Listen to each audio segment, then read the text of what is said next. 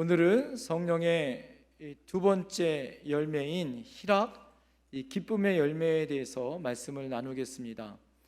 사랑과 희락과 화평, 오래 참음, 자비 양성, 충성온유 절제, 이 9가지 열매는 하나님이 우리에게 허락하신, 우리가 꼭 이 땅에서 맺어야 될 열매이죠. 어떤 보살 시어머니와 성령이 충만한 며느리가 한 집에서 살았다고 합니다.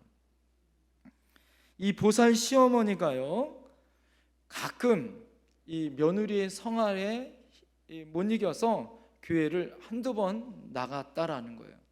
자기는 이 보살로 절에 열심히 다녔지만 하도 우리 열성을 가지고 어머니를 전도하려고 애썼던 며느리의 성화에 힘입어서 두세 번 이렇게 교회를 나가면서 하나님의 은혜로 이 어머니가 예수님을 영접했어요. 할렐루야. 그리고 교회에 나가서 세례까지 받았습니다. 그리고 난 다음에 얼마 후에 이 어머니가, 이 보살 시어머니가 이 며느리에게 뭐라고 이야기하냐면, 얘야, 내가 절에 다니니까 마음이 너무 평안했다. 그런데 내가 교회 다니고 나니까 세상에 줄 수 없는 기쁨이 나한테 있다. 할렐루야. 이런 고백을 하는 거예요. 오늘 이 보살 시어머니가 느끼고 경험했었던, 여러분, 이것이 우리에게 주시는 놀라운 하나님의 기쁨이요, 기독교의 핵심인 기쁨의 그런 은혜인 줄 믿습니다. 그래서 기독교는 기쁨의 종교다라고 말할 수 있어요. 기쁨과 웃음은 하나님이 우리에게 주시는 선물인 줄 믿습니다. 하나님은 인간에게 기쁨이라는, 웃음이라는 좋은 선물을 우리에게 허락하셨어요. 통계에 의하면 어린이들은요, 태어나면서부터 하루에 400번에서 500번 정도를 웃는다고 합니다. 그러나 아이들이 점점 자라면서 뭘 잃어버릴까요? 웃음을 잃어버린대요. 그렇다면 일반 성인들은 하루에 몇 번 웃을까요? 여러분 몇 번 웃는 것 같아요? 10번에서 15번 정도 웃는다고 합니다. 어느 때는 한 번도 웃지 않는 사람들이 있을까 없을까요? 있다라는 거예요. 요즘 여러분들의 모습은 어떻습니까? 기쁘십니까? 행복하십니까? 살만 나십니까? 왜 이렇게 점점 소리가 줄어드세요? 여러분, 요즘에 정말 많은 사람들이 기쁨을 잃어버리고 행복을 잃어버려서 전문 상담자, 이 심리학자들이 사람들이 기뻐하는 종류를 4가지의 종류로 사람들이 기뻐하는 것을 연구했다라는 거예요. 많은 사람들이 통계학적으로 이 4가지가 있을 때 기뻐하더라. 그 첫 번째는 무엇이냐면, 우선 사람들이 기뻐하려면 사랑을 많이 받으면 기뻐하더라라는 거예요. 이거는 애나 어른이나 사랑받으면 기뻐요, 안 기뻐요? 기뻐해요. 식물도 그래요, 동물도 그래요. 사랑을 많이 주면 잘 자라고 건강하게 자라죠. 그죠? 사랑을 듬뿍 받을 때 기쁘더라라는 거예요. 그런데 요즘 어떻습니까? 상실의 시대예요. 사람들이 사랑을 못 받아요. 남녀노소 상관없이 많은 사람들이 뭐라고 얘기해요? 외로워! 이렇게 외칩니다. 외롭다고. 가정에서, 직장에서, 학교에서, 일터에서 사람들이 경쟁에 뭐예요? 늦춰져요. 떨어져요. 사랑받는 것보다 지적질을 더 많이 받습니다. 그래서 모든 사람들이 화가 나 있는 것 같아요. 불만이 가득합니다. 건들기만 하면 폭발할 것 같은 그런 시대가 바로 요즘 시대예요. 왜 그럴까요? 사랑 많이 받지 못한다는 거죠. 두 번째는 자기가 소중히 여기는 것을 내가 손에 넣을 때 사람들이 기뻐하더라라는 거예요. 돈을 소중히 여기는 사람에게 돈 주면 기뻐요, 안 기뻐요? 기쁘죠? 그래서 요즘 치료 중에 가장 좋은 치료가 무슨 치료예요? 금융치료라는 거 아세요? 금융치료? 예? 다 아프고 힘든데 돈 주면 벌떡 일어나요. 우리 부모님들 어른 세대도 금융치료가 제일 좋죠? 우리 성도님들은 금융치료 별로 안 좋아하시나 보네. 예? 명예와 학문을 얻고 싶은 사람들에게는 명예도 주고 학문도 깊이 연구하여 성과가 있으면 기쁘고 행복하다라는 거예요. 어린아이들이 갖고 싶은 장난감을 갖고 싶은데 그것을 얻었어요. 아이들이 기뻐요, 안 기뻐요? 기뻐하더라라는 거예요. 그런데 요즘 어떻습니까? 오히려 내가 소중히 여기고 갖고 싶은 것을 오히려 얻는 세대가 아니라 잃어버리고 빼앗기는 세대 가운데 우리가 살고 있더라라는 거예요. 더 여유가 없고 쫓겨 걱정과 염려가 더 많은 세대에 우리가 살고 있더라라는 거죠. 세 번째, 자기의 형편을 좋게 받아들일 때 기쁘더라라는 거예요.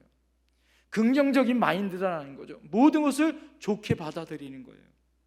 내가 잘 살든지 못 살든지 내 형편이 형통하든지 불통하든지 모든 것을 좋게 여기는 그런 긍정의 마인드를 가지고 있는 사람들이 늘 기쁘게 살더라라는 거예요. 그런데요, 요즘 현대 사람들은요 무슨 병에 걸렸냐면 조금만 더라는 병에 걸렸다는 거 아세요?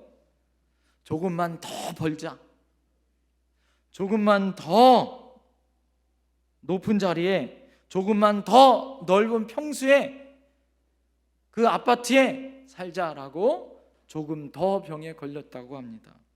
그래서 많은 사람들이 그렇게 살고 있지만 조금 더 살아가는 그런 것으로 만족하지 않고 그것을 얻으면 뭐예요? 조금 더 큰 것, 조금 더 좋은 것을 또 바라고 또 바래요. 핸드폰을 그래서 많은 사람들이 어떻게 해요? 바꿔요. 스마트폰을 또 바꿉니다. 신종 기기로 바꿔요. 그러나 사자마자 또 뭐예요? 그 기계는 또 중고가 돼서 다른 사람이 또 좋은 폰 가지면 또 바꾸고 싶은 것이 우리의 인지상정이다라는 거죠. 사랑하는 성도님들, 마지막, 내가 갖고 싶은 소중한 것을 남과 나눌 때 진짜 기쁨이 있다라는 거죠. 여러분, 기쁨 중에 내가 받는 기쁨보다 주는 기쁨이 훨씬 크다라는 거예요. 그래서 이 기쁨을 가진 사람들은 재산이 있으면 재산을 나누고, 오늘 우리에게 긴급 구조를 위해서 구제헌금을 우리가 이렇게 여러분들에게 함께 하자고 여러분들 말씀드렸는데, 그것을 함께 나눌 때 훨씬 더 내가 받는 것보다 기쁨이 클 수 있죠. 자신이 가진 것을, 자신이 배운 것을 후학들을 가르치고 나눌 때 기쁨이 있는 사람들이 있습니다. 그러나 요즘 어때요? 여유가 없어요. 물질적으로는 옛날보다 더 부유해진 것 같습니다. 더 편안해진 것 같아요. 그러나 여유가 없어요. 더 가난해진 것 같습니다. 기쁨도 없어요. 감사도 은혜도 그래서 잃어버린 것 같습니다. 요즘 이 네 가지의 기쁨을 세상 사람들은 기쁨이라고 이야기하는데 우리들의 삶에는 이 네 가지의 기쁨이 진짜 기쁨으로 느껴지지 못하는 세대에 살고 있더라라는 거죠. 그렇다면 여러분, 이 시대를 살고 있는 크리스천이라면, 성도라면 우리가 어떻게 진정한 기쁨의 열매를 맺을 수 있는 자세로 살 수 있을까요? 그 첫 번째는 바로 따라합니다. 예수 안의 기쁨은 사람이나 환경에 좌우되지 않는다. 사랑하는 성도님들, 예수 안의 기쁨은요, 사람이나 환경에 의해서 흔들리거나 좌우로 흔들리지 않습니다. 좌우되지 않습니다. 할렐루야. 그런 대표적인 사람의 모델이 오늘 빌립보서를 쓴 바로 사도 바울입니다. 빌립보서는요, 감옥과 깊은 연관이 있어요. 빌립보 감옥은 우리가 잘 알듯이 이 바울이 유럽의 최초의 이 교회를 지은 교회가 바로 이 빌립보 교회입니다. 핍박이 얼마나 많았는지 빌립보 감옥에 갇혀. 그래서 빌립보서 그러면 먼저 생각나는 게 빌립보 감옥이 먼저 생각나는 것 같아요.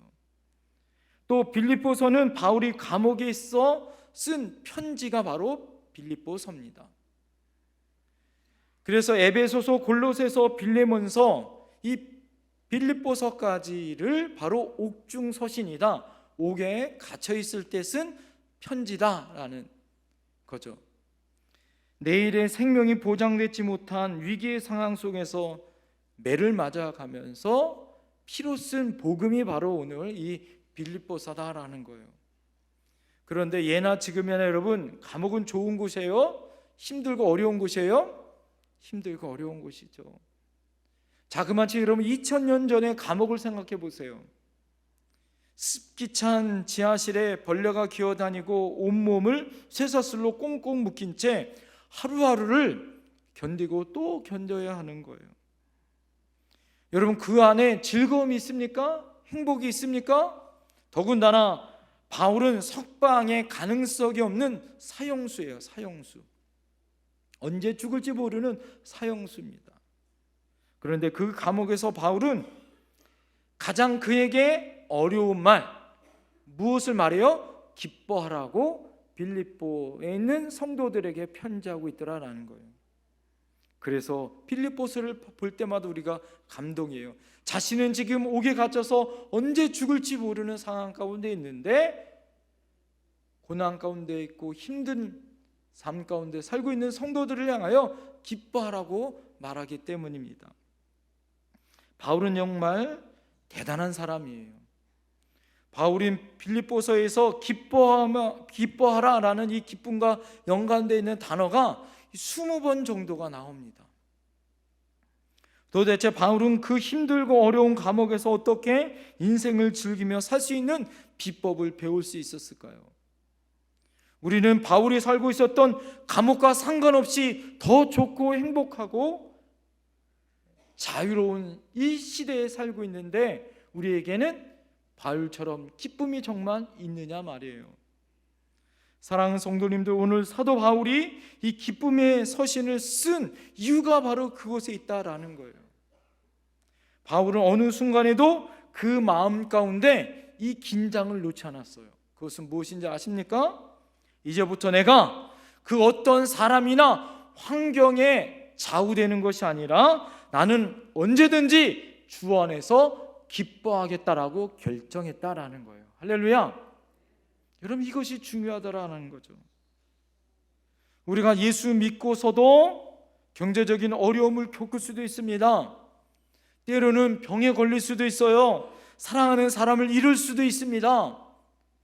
억울하게 오해를 받을 수 있고 실직으로 온 가족이 고난을 당할 수도 있습니다. 그럼에도 불구하고 예수 안에서 우리는 희락의 열매를 빼놓지 않고 열매를 맺어야 하는 것이 우리의 사명이다라는 거예요. 희락의 열매, 기쁨의 열매를 우리가 어떻게 맺을 수 있을까요?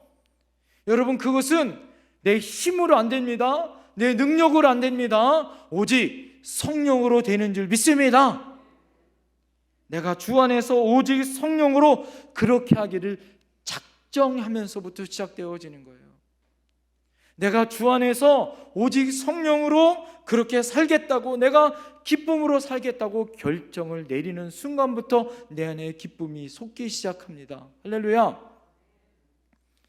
신약 성경에 기뻐하라는 말이요, 이 동사형으로, 기쁨의 모습을 동사형으로 말하는 것이 이 카이레인이라는 말로 72번이 나온다라는 거예요.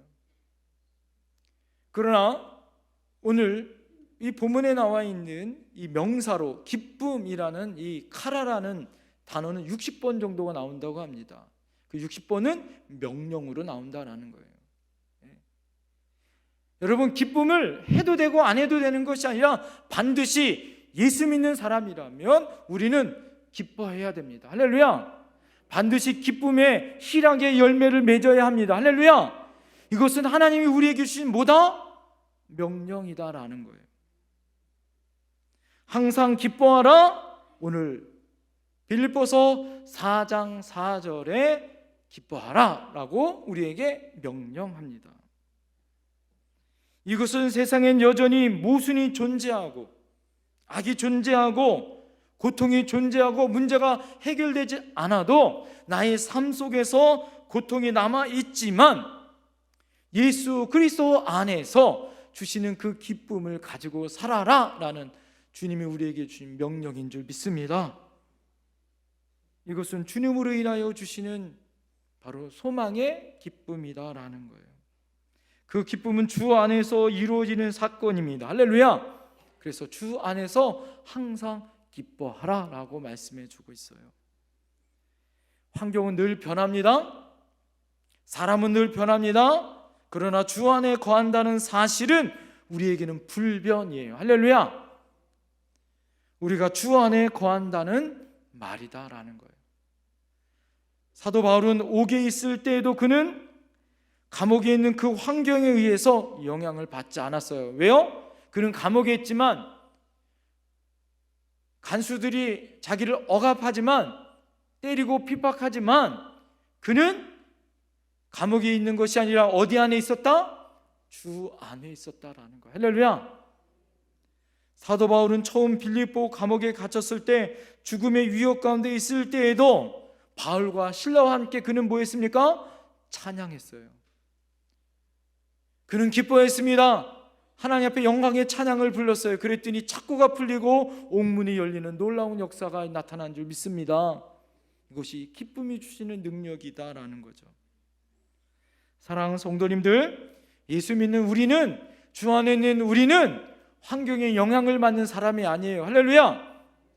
코로나가 와도, 어려움이 와도, 고난이 와도 여러분 우리 안에 그 어떠한 고난과 어려운 환경 가운데서도 주 안에 기쁨을 되찾을 수 있는 존재라는 걸 믿으시길 바랍니다. 우리는 환경을 뛰어넘는 사람으로 자신이 처한 환경 속에서 새로운 환경을 만들어 세상에 감당치 못하는 사람들이 바로 우리들이에요. 여러분, 우리 신앙인들 가운데 그래서 우리를 이 두 가지로 비유해요. 어떤 사람은 온도계 같은 사람이 있고 어떤 사람은 온도 조절계 같은 사람이 있더라라는 거죠. 여러분, 첫 번째 온도계 같은 사람은 어떤 사람일까요? 온도계를 보면 날씨가 더우면 온도계가 어떻게 해요? 올라가요. 추우면 온도계가 내려갑니다. 날씨와 환경에 따라서 온도계가 오르락 내리락 업다운이 되어지는 거다라는 거죠. 우리의 신앙도 온도계처럼 좋을 때는 한없이 올라가다가 다운될 때는 바닥을 내리치는 그런 신앙이 있어요. 여러분, 우리의 기쁨도 오르락 내리락 합니다. 이것이 바로 온도계 같은 성도다라는 거예요. 여러분, 이 사람들은 외부의 사람과 환경에 영향을 받는다라는 거예요. 그러나 우리는 어떤 사람이 되어야 되느냐? 한번 따라해 보시겠어요? 온도 조절계 같은 사람이 되어야 한다. 온도 조절계가 뭐냐면 여러분 집에 다 거실이나 방에 뭐가 있어요? 온도 조절계가 있죠? 네? 날씨가 추우면 온도 조절계를 어떻게 해요? 올리면 온도계가 올라가요? 안 올라가요? 온도계가 올라가요. 더우면 온도계를 내리면 됩니다. 이것은 환경의 지배를 받는 것이 아니라 뭐예요? 환경을 어떻게 해요? 변화시키고 환경을 더욱더 능력으로, 기쁨으로 바꾸는 사람입니다. 사랑하는 성도님들, 그리스도인들은 예수 안에서 모든 일을 할 수 있는 줄 믿습니다. 그리스도인들은 그 어떤 환경에서도 기쁘며 삽니다. 고난과 고난 중에 그래서 기뻐할 수 있는 거예요. 희락의 열매는 그래서 환경을 초월하여 맺는 열매입니다. 아무리 악하고 힘들고 척박한 환경 속에서도 여러분 열매를 맺을 수 있는 것이 바로 기쁨의 열매다라는 거예요.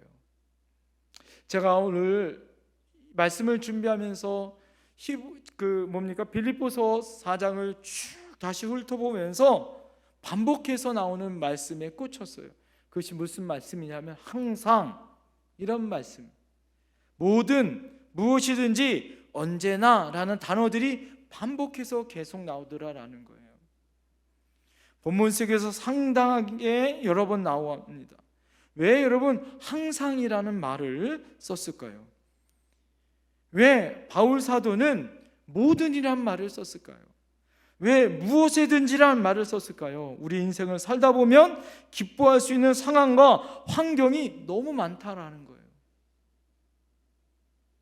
그래서 항상이란 말 속에 기뻐할 이유가 있기 때문에 세상 사람들이 기뻐할 때는 기뻐하지만 여러분 우리는 기뻐할 수 없음에도 기뻐하는 것이 우리의 사명이다라는 것을 알려주기 때문이다라는 거죠.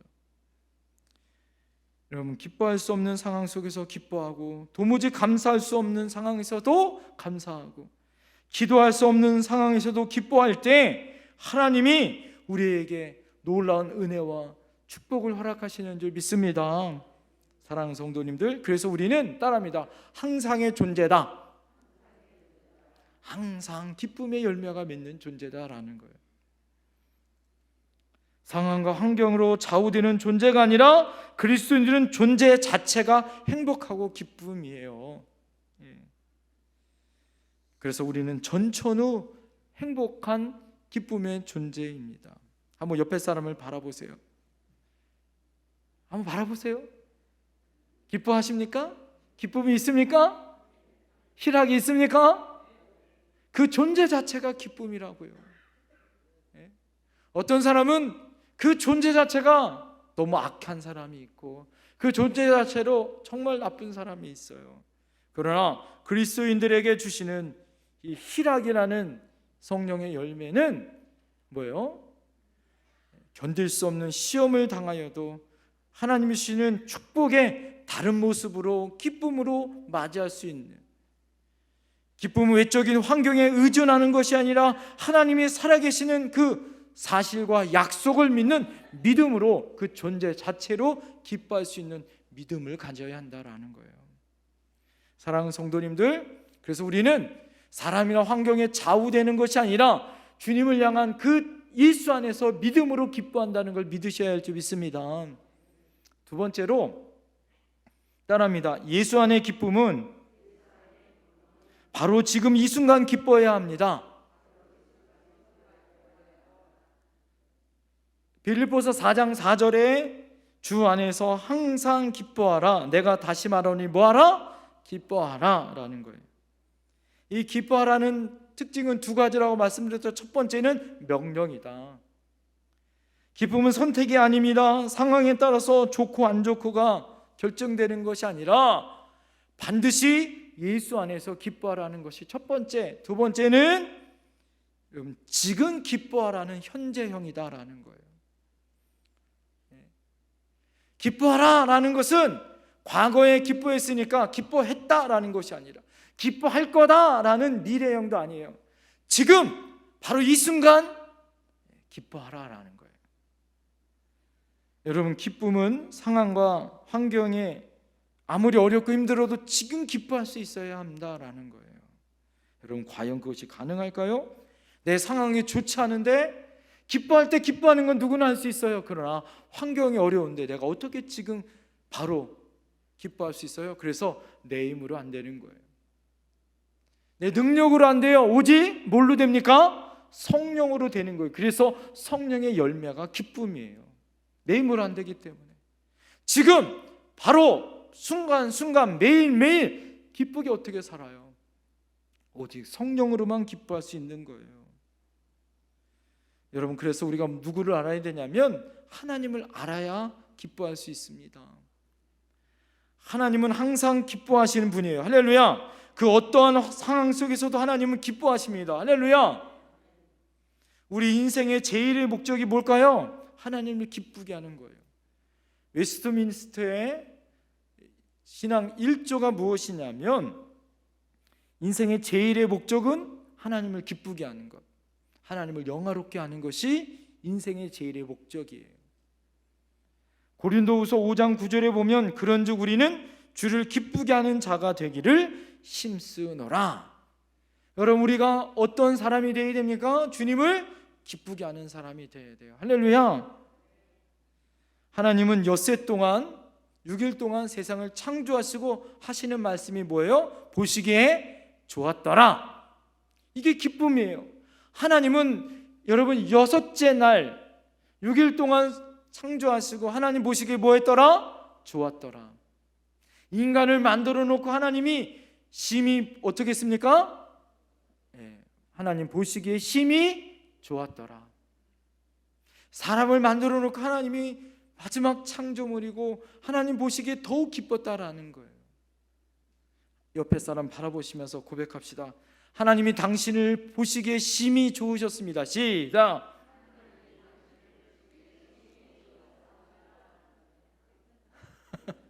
할렐루야. 그랬습니까? 거울 보면 안 그린 것 같은데? 안 그래요, 여러분. 하나님이 여러분을 만들어 놓고 심히 보시기에 좋은 줄 믿습니다. 예. 창조물을 보고 기뻐하신 하나님은 한 민족을 택하죠. 아브라함을 택하셔서 한 민족을 부르십니다. 아브라함이 25년 동안 아들을 갖지 못했잖아요. 그런데 그 아들을 낳았습니다. 아브라함에게 얼마나 기쁨이겠어요? 하나님은 아들에게 주셨던 그 기쁨을 뭐예요? 자신에게도 기쁨으로 여기셨던 것 같아요. 그래서 아브라함의 아들의 이름이 뭐예요? 이삭입니다. 이삭의 이름이 뜻이 무엇입니까? 이즈하크란 히브리어로 웃음이란 말이에요. 기쁨이란 말이에요. 기쁨. 창세기 21장 5절에 보면 하나님이 나로 웃게 하시니 듣는 자가 다 나와 함께 웃으리로다. 할렐루야. 하나님이 나에게 웃음을 주셨는데 듣는 자가 모두 다 웃겠다라는 거예요. 하나님이 나에게 기쁨을 주셨으니 모든 사람이 웃을 줄 믿습니다. 그 아들이 하나님이 약속하신 이삭이란 기쁨이란 웃음이란 아들을 나에게 주셨다라는 거예요. 그 아들을 통하여 분명히 하나님은 이스라엘을 통하여 어떡합니까? 웃음의 민족이라는 기쁨의 축복을 주신 줄 믿습니다. 그러면 여러분, 영적인 후예인, 영적인 아브라함의 후예인 저와 여러분들은 이 세상에 무엇을 가지고 살아야 돼요? 하나님의 기쁨되어야 할 줄 믿습니다. 북한에는 수령 아버지를 위해서 기쁨조가 있다고 하는데, 여러분, 우리는 누구의 기쁨조가 되어야 됩니까? 하나님 아버지의 기쁨조가 되어야 돼요. 여러분, 자녀들을 낳고 키울 때 어렵고 힘들잖아요. 배에서 난 아이를 낳고 키우다 보면 얼마나 힘들고 어려워요, 엄마들이. 그러나 그 엄마들이 그 아픔과 고통을 까맣게 잃어버리는 그런 것이 하나가 있어요. 그것이 뭐예요? 아이가 한번 웃어줄 때, 웃어봐, 아이고 아이고. 한번 아이가 가르르 웃으면 어떻게 해요? 그 고통과 시름을 다 잊어버리잖아요. 예? 여러분 자녀들이 요즘에 웃어요? 잘 봐주지도 않아. 전화도 안 해. 그래서 힘든 거예요. 어려운 거 아니겠어요? 예? 그래서 금융치료만 열심히 의지하잖아요. 사랑하는 성도님들, 이것은요 부모뿐만 아니죠. 할아버지 할머니는 더 죽어요. 그냥 손주 아이들이 한번 웃어주면 그 웃음 그냥 얻으려고, 한번 할아버지 할머니도 어떡합니까? 가증 아양을 다 아이 앞에서 떨잖아요. 여러분, 그것을 통해서 깨달은 게 있어요. 하나님도 우리가 웃을 때 기뻐하시겠구나라는 거예요. 우리가 하나님의 기쁨되어야 한다는 말은 웃지 않는 하나님을 웃게 하는 것이 아니라, 내가 웃고 기쁘면 우리를 창조하시고 우리와 함께 하시고 우리를 지켜보시는 하나님이 웃으시더라. 할렐루야. 우리의 기쁨이 하나님의 기쁨 되어지고 우리의 행복이 하나님의 행복 되어지더라. 할렐루야. 사랑하는 성도님들, 여러분의 자녀 손들이 기쁘고 행복한 것이 우리의 바람 아니겠어요? 그죠? 하나님도 마찬가지다라는 거죠. 이사야서 62장 4절에 보면, 이는 여호와께서 너를 기쁘게 하실 것이며 신랑이 신부를 기뻐함 같이 내 하나님이 너를 기쁘게 하시리라. 할렐루야. 하나님 우리를 기쁘게 해주실 줄 믿습니다. 우리가 기뻐하면 하나님도 기뻐하십니다. 우리가 기뻐해야 하나님도 기뻐하십니다. 이것이 우리가 하나님의 기쁨이 될 이유가 있다라는 거예요. 신앙은 하나님 앞에서 기쁘게 사는 거예요. 얼마나 기쁘게 사느냐가 우리의 신앙의 척도일 수 있습니다. 그래서 어떤 사람이 이렇게 얘기해요.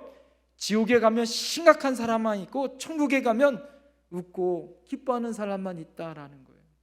여러분 어느 곳에 살고 있습니까? 믿음 좋은 곳은 노름 안 하고 술 안 먹고 담배 안 피고 말 함부로 안 하고 실수 안 하고 안 하는 것이 믿음 좋은 것이 아니라, 여러분 믿음 좋은 사람은 웃고 즐기고 기쁘고 행복하고 무엇을 하는 사람이에요. 할렐루야.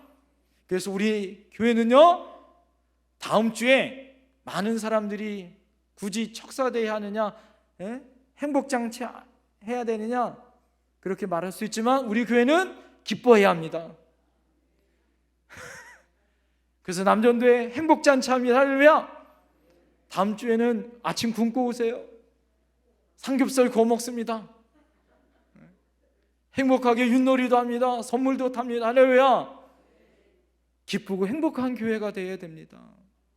어떤 사람이 교회를 찾으려고 경찰한테 물어봤다고 합니다. 그랬더니 경찰이 어느 교회를 얘기해 주더래요.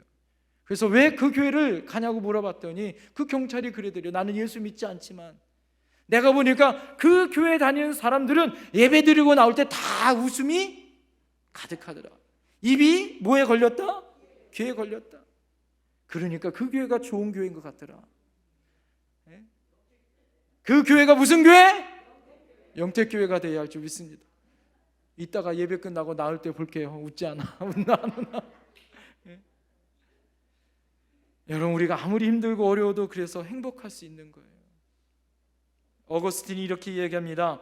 하나님 안에서 사람을 즐겁게 할 때 우리가 즐거워하는 대상은 그 사람이 아니라 하나님이다. 할렐루야. 말씀의 결론을 맺습니다. 여러분 우리는 기뻐해야 합니다. 할렐루야. 그 기쁨은 우리의 환경과 사람하고 상관없어요. 우리가 기뻐할 수 있는 것은 주 안에서 항상 기뻐하는 것입니다. 주님 때문에 기뻐하는 것입니다. 할렐루야. 주님 때문에 우리의 인기, 명예, 지식, 건강을 다 잃어버려도 그것을 뛰어넘는 예수님 때문에 기뻐할 수 있습니다. 할렐루야. 그래서 빌립보서 4장 13절에 내게 능력 주시는 자 안에서 내가 모든 것을 할 수 있느니라. 할렐루야. 내게 능력 주시는 자, 예수 안에서 기뻐할 수 있다라는 거예요. 바울 서신 중에 주 안에서, 예수 안에서라는 말이 자그마치 132번이 나와요. 예수 안에서 기뻐할 수 있는 거예요. 이것이 진정한 기쁨이에요. 언제? 이 순간부터, 지금, 매일 바로바로 기뻐할 수 있는 저와 여러분들이 되어야 할 줄 믿습니다. 기도하겠습니다.